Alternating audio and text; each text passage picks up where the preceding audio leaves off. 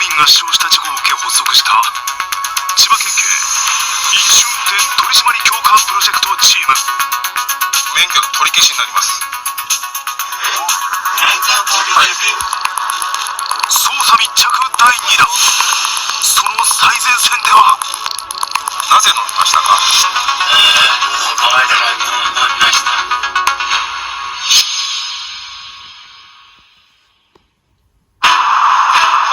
この日の現場をまとめるのは千葉県警交通指導課のベテラン入江雄一巡査部長53歳。飲酒運転は過失ではないと、故意犯なので必ずゼロになると。飲酒運転根絶を目指しチームが向かったのは千葉県市原市。午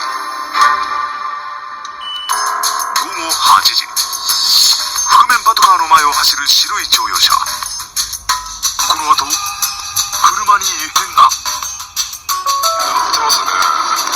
危ないんじゃないですか。不自然にセンターラインによって走り出したのです。前の車の運転手さん、左に寄って停止お願いします。車から降りてきたのは運転していた70代の男性。話を聞きます。結構飲まれました？いや、ビール4杯でです。はい。飲食店で食事の際に瓶ビール2本を飲んだといいます。まずは呼気検査。その仕組みはこうです。こちらが呼気検査に使われるものです。ドライバーの呼気が入った袋に検知管を取り付けアルコールを検出すると検知管のオレンジ色の部分が白く変化します。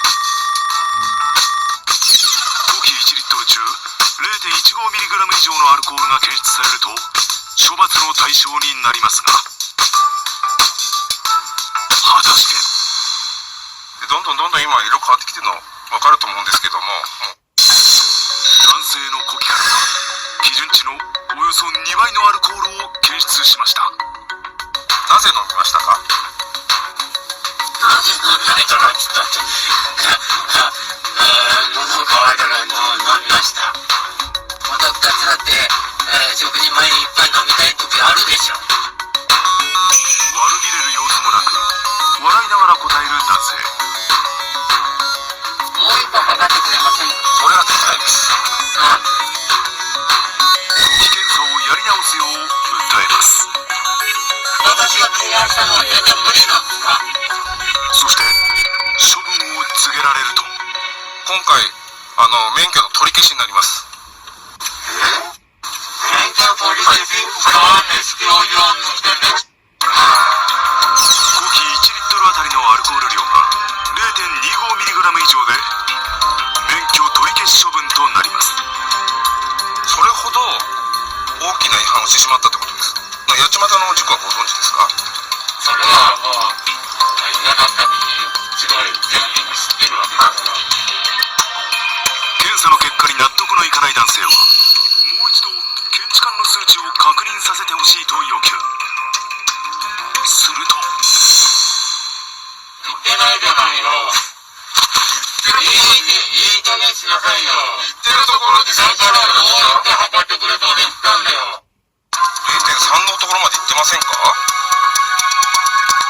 言ってませんよ。じゃあどこまで行ってるんですか？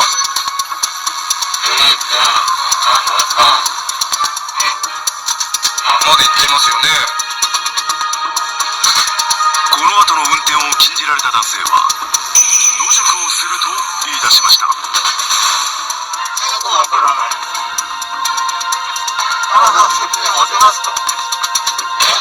命を大事に考えて言ってくれないと。人の命を考えるんだったら飲酒運転は絶対しないでください。いいと聞いて。難癖をつけ反省する様子は見られません。